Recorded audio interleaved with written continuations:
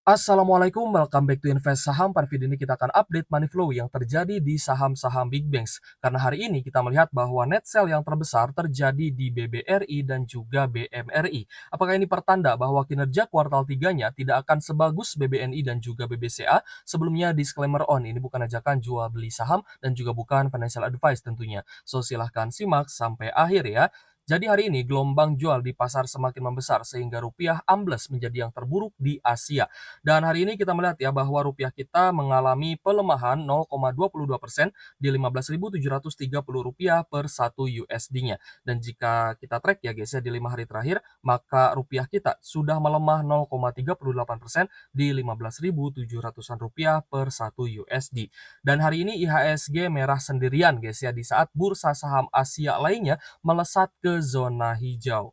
Dan hari ini IHSG juga sempat anjlok 1% ya ke 7.600-an, di mana Bank Mandiri dan juga BBRI menjadi pemberat IHSG dan juga lagar terberat IHSG. Dan jika kita lihat guys ya, hari ini IHSG sempat anjlok 1%, namun pada closing market ternyata penurunannya hanya 0,78% saja di 7.634. Dan hari ini net sell yang terjadi di IHSG dari investor asing di market reguler itu cukup besar ya, 356 miliar. Sedangkan di all market 250 miliar rupiah. Dan sebenarnya saya tidak terlalu kaget guys ya dengan penurunan IHSG menjelang bulan November. Karena jika kita lihat guys ya berdasarkan seasonality yang ada di Stockbit Sekuritas guys ya, sekuritas terbaik yang saya gunakan juga untuk investasi dan juga trading, kita bisa melihat bahwa probabilitas kenaikan IHSG pada bulan November itu ternyata tidak terlalu bagus ya guys ya. Probabilitas kenaikannya hanya 43%-an saja, sehingga jika di akhir Oktober hingga di bulan November nanti IHSG-nya turun pun saya tidak terlalu kaget, dan pastinya saya sudah punya strategi bagaimana untuk mencicil ya guys ya saham-saham big banks yang sedang terkoreksi alias sedang terdiskon. Maka menurut saya pribadi inilah waktunya kita akumulasi saham-saham big banks setelah rilis laporan kinerja kuartal 3 2024. Nah, yang sudah rilis kemarin ada saham BBNI ya dan juga saham BBCA. Lalu kapan BBRI dan juga Bank Mandiri akan selesai turunnya dan bisa mantul dan naik lagi? Nah, itu menjadi pertanyaan terbesar ya guys ya dari teman-teman investor. Nah, jadi untuk saham BBRI hari ini masih terkoreksi ya 0,21% ke Rp4.760 per saham, dan hari ini sempat turun lebih dalam ya ke area low di 4.720-an. Jadi untuk BBRI ini kalau nggak salah ya dia akan rilis kinerja kuartal 3-nya nanti pada tanggal 30 Oktober 2024 guys. Jadi akan kita nantikan guys ya bagaimana nanti kinerja BBRI untuk di kuartal 3 2024. Nah, kalau misalkan kita bahas ya secara teknikalnya memang masih ada net sell dari investor asing sehingga hari ini pun memang masih terjadi koreksi 0,2%-an dengan net sell sebesar 216 miliar ya dari investor asing. Nah, jadi untuk BBRI ya guys ya, kemarin sempat kita tandai ya zona supportnya dan ternyata tembus di bawah support di bawah 4.800-an ya, sehingga BBRI ada potensi untuk bisa turun lebih dalam dan juga terdiskon lebih murah lagi.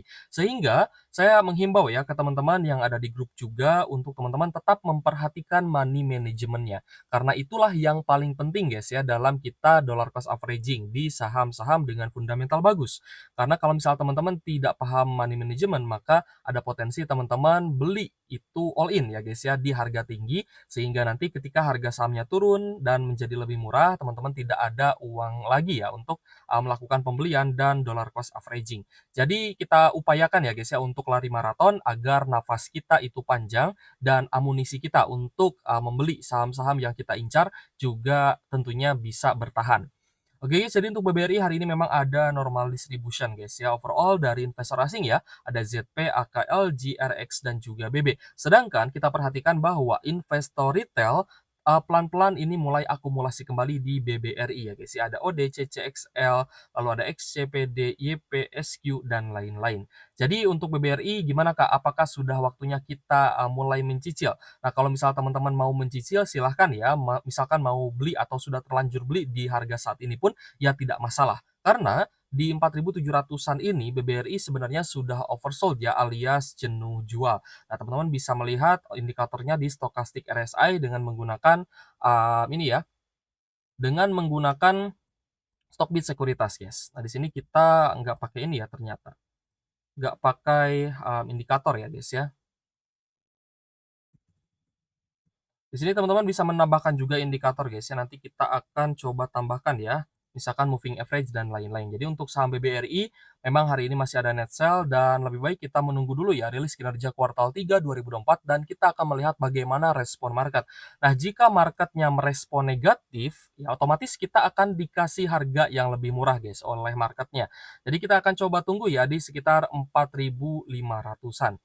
Lalu ada juga pertanyaan guys, apakah, admin ya masih yakin dengan kinerja BBRI? Kalau saya pribadi, saya lebih ke bereaksi dengan bagaimana market, mereaksi terkait dengan kinerja BBRI. Tapi kalau misalkan untuk kinerja BBRI dan pembagian dividen di tahun depan, saya masih cukup yakin ya bahwa BBRI ini masih akan rutin bagi dividen dengan yield yang menarik, asalkan teman-teman juga memposisikan average-nya di average yang lebih murah. Karena semakin rendah average yang teman-teman miliki, maka dividen yield-nya akan semakin besar, seperti itu.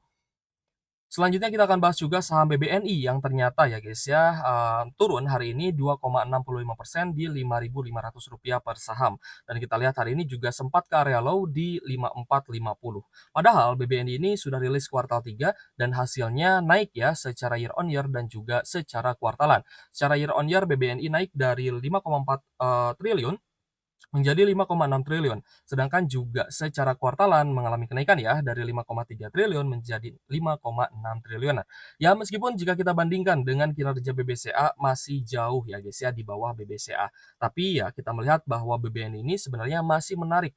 Menarik dari mana Kak? Ya ini menariknya dari akumulasi asingnya, guys. Jadi hari ini masih ada net buy ya di saham BBNI dari investor asing terutama, sehingga jikapun BBNI ini kembali terkoreksi, maka ada potensi investor asing akan terus melakukan akumulasi terhadap BBNI. Jadi untuk Bank BNI ya, hari ini ada normal akumulasi itu dari BK atau JP Morgan, lalu ada CC dan juga AK. Nah, jika kita ubah ya guys ya ke investor asing atau foreign, maka asingnya ini mayoritas melakukan akumulasi guys. Ada BK, AK, DR, ZP, AGY, PXA, NI, dan juga KK. Seperti itu. Overall untuk BBNI kita biasa tunggu ya di zona support, di support MA150 yaitu pun jika dikasih guys. Di 5150 ya sampai di 5200-an. Nah itu menjadi area support kita guys ya untuk melakukan DCA. DCA itu bukan DCA ke atas guys, tapi DCA-nya ke bawah ya guys ya. Alias setiap penurunannya di level supportnya maka kita akan melakukan akumulasi, seperti itu ya.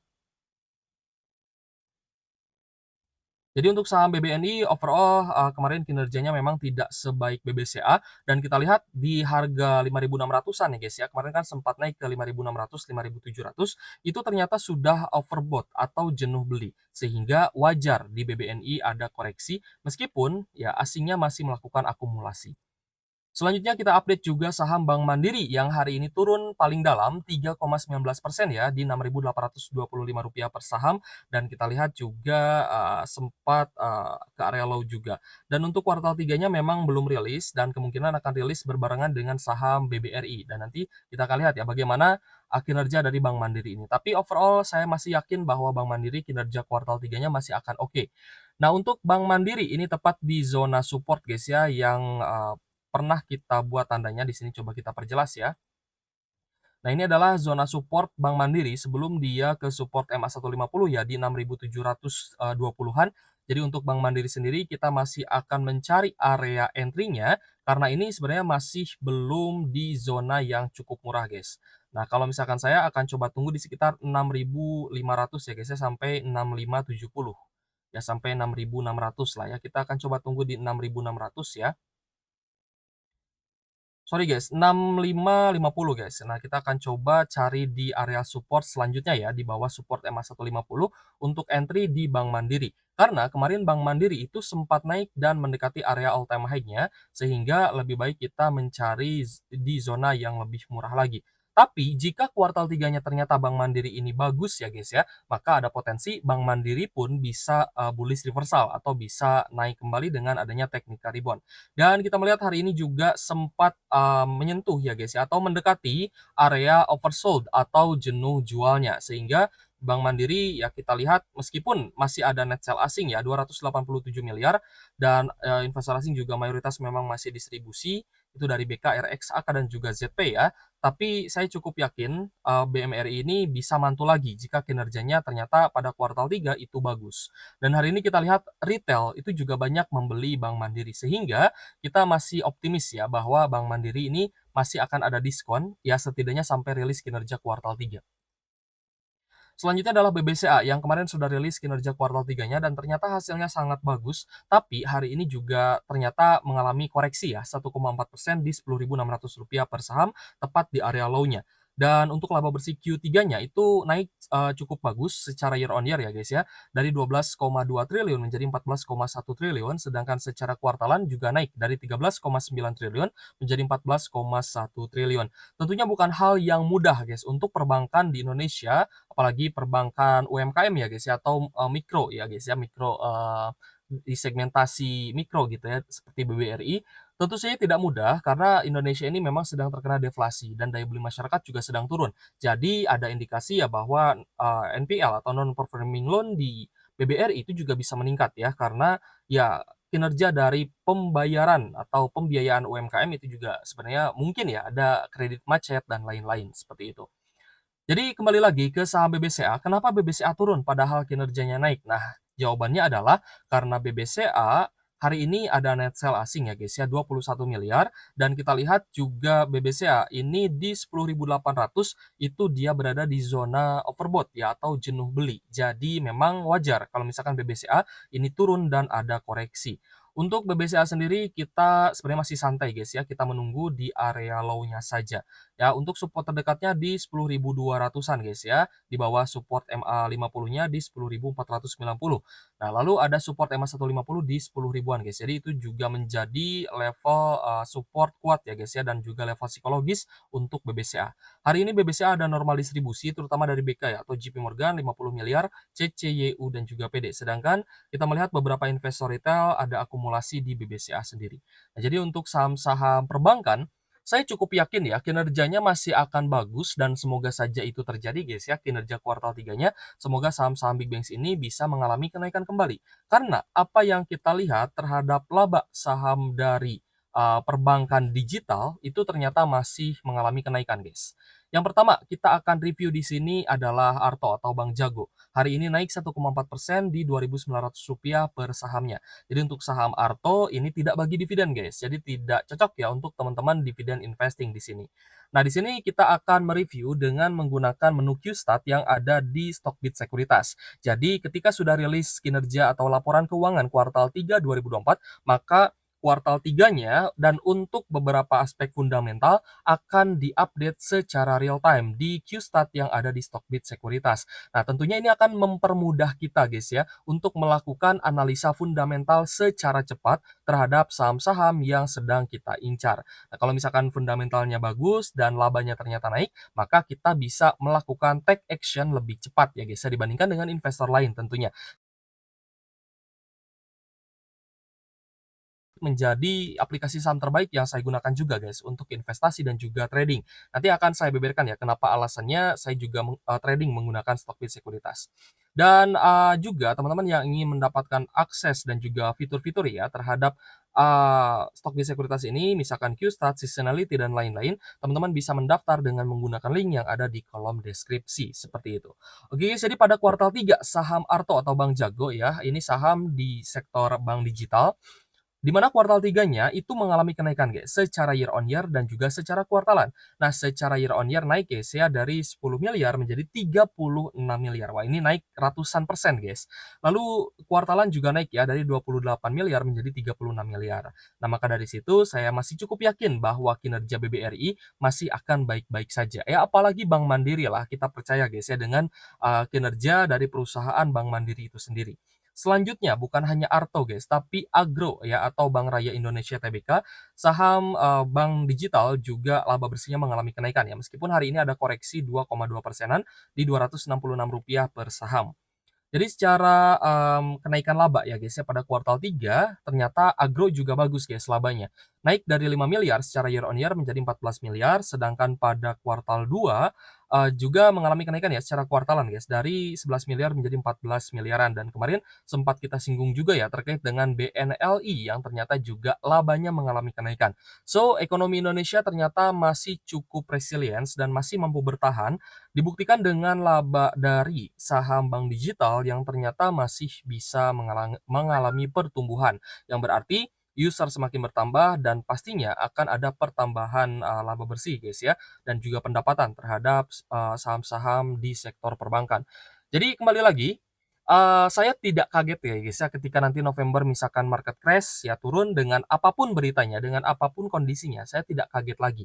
Tapi saya tetap menggunakan strategi yang memang sudah saya perhitungkan dan juga saya masih yakin ya guys terkait dengan pertumbuhan dan kinerja dari saham-saham perbankan yang ada di IHSG, seperti itu. Ya meskipun sebagian, saham perbankan gitu ya, tidak bagi dividen, ya atau belum bagi dividen seperti Arto, Agro itu kan tidak bagi dividen gitu ya. Tapi ya kembali lagi ya disclaimer on ini bukan ajakan jual beli saham, so tetap dengan money management dan juga strateginya masing-masing. Apakah teman-teman dividen approach atau capital gain approach? Ya silahkan teman-teman lakukan analisa dan do your own research. Oke guys, terima kasih sudah menonton dan semoga video ini bermanfaat untuk teman. Sekali lagi ya, jika memang teman-teman ingin mengakses fitur yang ada di Stockbit Sekuritas, teman-teman bisa mendaftar dengan menggunakan link yang ada di kolom deskripsi. Oke guys, thank you for watching. See you on the next video. Wassalamualaikum warahmatullahi wabarakatuh.